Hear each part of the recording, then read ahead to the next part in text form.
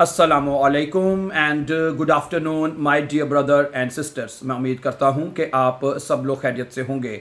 अच्छा दोस्तों, सबसे इम्पोर्टेंट सवाल जो स्टूडेंट्स हमसे पूछते हैं या वो बात करते हैं, या अगर नहीं तो उसके बारे में कम से कम इंफॉर्मेशन आपको ज़रूर होनी चाहिए। जो स्टूडेंट्स ये सवाल करते हैं उससे फिर पता लगता है कि वाकई वो जर्मन लैंग्वेज सीख रहे हैं और वो सीखने का इरादा रखते हैं। ये बहुत ज़रूरी चीज़ है। जो स्टूडेंट ये सवाल करते हैं, सवाल क्या होता है? सवाल ये पूछा जाता है कि हमारा जर्मन लैंग्वेज स्पेशली B1 का सिलेबस क्या है।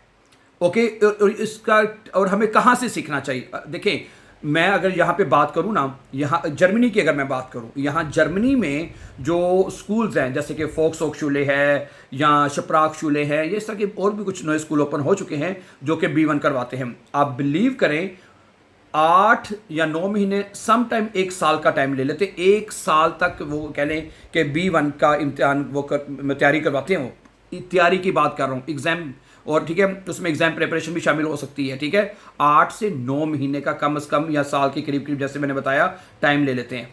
सही है।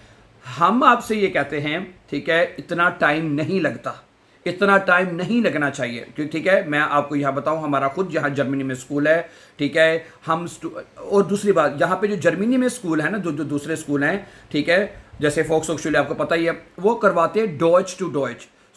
स्टूडेंट वहाँ पे जाके सीखने की कोशिश करते हैं, लेकिन अनफॉर्चुनेटली वो पूरी तरह चीज़ों को सीख नहीं पाते। आधी चीज़ें सब सीख लेते हैं, आधी रह जाती हैं। ठीक है, ओके, क्योंकि वो जर्मन में समझा रहे होते हैं हर चीज़ का जवाब आपको जर्मन में करना पड़ता है। ठीक है, तो हम करवाते हैं उर्दू में। ठीक है, और जो कुछ हमारे पास स्टूडेंट ऐसे हैं जो मतलब उर्दू नहीं जानते, इंग्लिश जानते हैं, उनको हम इंग्लिश में पढ़ाते हैं। समझा रही मेरी बात आपको? सही है। तो इस तरह आप भी, ठीक है, उर्दू और हिंदी तो सेम है ना। हिंदी में ये होता है कि हिंदी लिखने में मतलब कि और है, और बोलने में सेम है। इसलिए आप जो दोस्त हमारे बहन भाई हिंदी या उर्दू जानते हैं, उनके लिए ये गलाइश होगा, सेम होगा। ठीक है, अब बात सुने। अब मेन बात यह है कि आप B1 का जो कोर्स है 3 महीने से ज़्यादा नहीं लगना चाहिए इसके ऊपर टाइम, या मैक्सिमम 4 महीने। ठीक है, चौथा महीना मैं इसलिए कह रहा हूँ कि एग्जाम प्रिपरेशन की मैं बात कर रहा हूँ। जो देखिए, हम अपने स्टूडेंट्स को 3 महीने में, विदिन 3 मंथ्स में हम उनको B1 का सिलेबस मुकम्मल करवा देते हैं। ठीक है, ओके, और उस सिलेबस के बाद 1 महीने की तैयारी हम करवा देते हैं एग्जाम की। ठीक है, अच्छा, अब मेरी बात सुने। क्या ये सिलेबस आप घर बैठे सिर्फ इस चैनल के ऊपर सीख सकते हैं? जी बिल्कुल सीख सकते हैं, आराम से। बल्कि बेशुमार ऐसे हज़ारों सैकड़ों स्टूडेंट्स हैं, यकीन करें, हमें फ़ोन करके बताते हैं। वो कहते हैं जी हमने सिर्फ आपके मतलब कि यूट्यूब चैनल को वॉच किया है और हमने B1 पास कर लिया है। यस, ठीक है। अब करना क्या है? करना ये है कि आपने सिर्फ और सिर्फ only and only 4 German cases आपने सीखने हैं। सिर्फ 4 जर्मन केसेस। अगर आपको 4 जर्मन केसेस आपने सीख लिए तो मैं कहता हूं आपका B1 पास हो जाएगा। आपको B1 भी पास हो जाएगा, और उसके बाद अगर आप B2 आगे बेसवाई भी करना चाहते हैं, जैसे मैंने कहा बहुत सारे लोगों को उसकी ज़रूरत है। ठीक है, अगर आप पाकिस्तान से आते हैं, हाउस बिल्डिंग करना चाहते हैं, हाउस बिल्डिंग के वीज़े के लिए आप आना चाहते हैं, तो उसके लिए वो कहते हैं B1 करें। ठीक है, और उसके साथ बेसवाई भी अगर हो जाए तो बहुत ही अच्छी बात है। बेस वाई एक होक डॉइच है, एक एडवांस लेवल है, उसमें आपको मतलब कि जॉब्स मिलने के चांसेस बहुत ज़्यादा बढ़ जाते हैं। समझा रही बात आपको? इसलिए अगर आप 6 महीने भी लग जाएं, ठीक है, साल भी लग जाए, आपको बेस वाई करने की बात, बेस वाई की बात कर रहा हूँ। ठीक है, ओके। देखिए, एक बात यहाँ पे और मैं बताऊँ, मैं जैसे बताया कई सालों से जर्मन सिखा रहा हूँ ना, हर स्टूडेंट का एक जैसा लेवल नहीं होता सीखने का। मैं सही है। देखिए, कुछ स्टूडेंट होते हैं वो जल्दी सीख लेते हैं, कुछ जो होते हैं आहिस्ता आहिस्ता चीज़ों को पिक करते हैं। तो इसलिए हमारे पास अब ऐसे कई स्टूडेंट्स हैं जो हमें कई 1-1 साल से हमारे पास पढ़ रहे हैं। हमारे पास ऐसे भी स्टूडेंट्स हैं जो 1-1 साल से पढ़ रहे हैं, और कुछ स्टूडेंट ऐसे भी जो 3 महीने में B1 करके वो जाते हैं। समझा रही बात आपको? और उनको हम यही बताते हैं, ठीक है, कि भाई आप सिर्फ ये 4 जर्मन केसेस सीख लें, और ये मेन ग्रामर है, ये आपकी हॉप्ट ग्रामर है, ये आप सीख लेंगे तो आपका B1 पास हो जाएगा।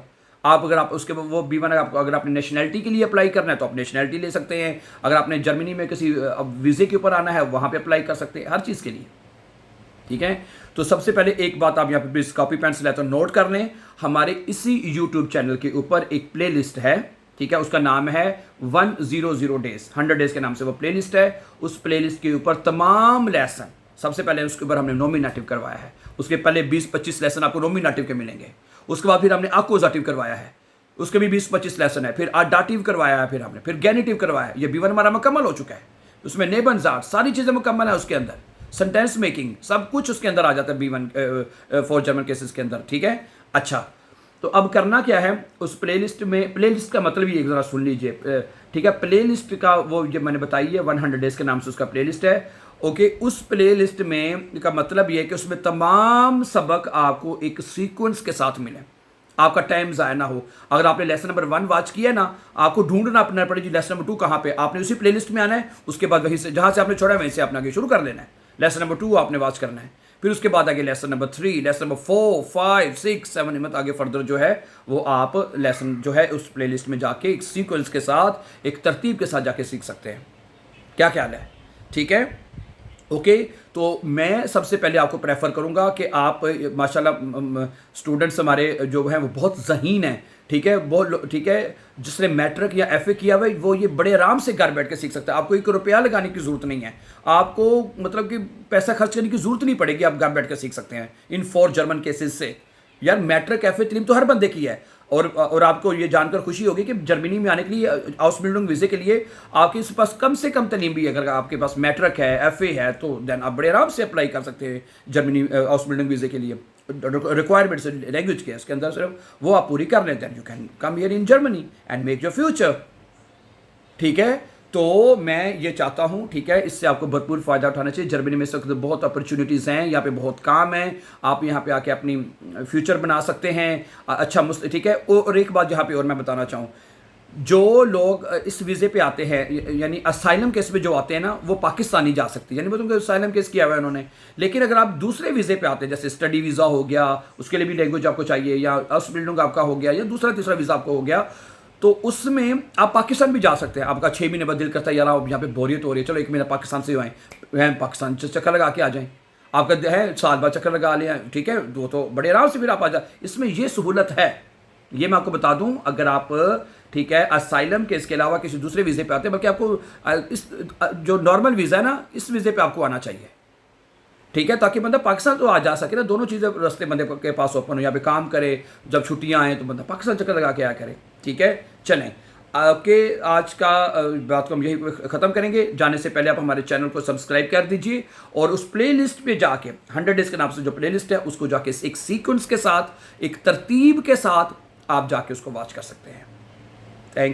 Thank you very much for watching, and before going for upcoming important lessons, don't forget to subscribe. Always be happy and have a very nice time, dear friends.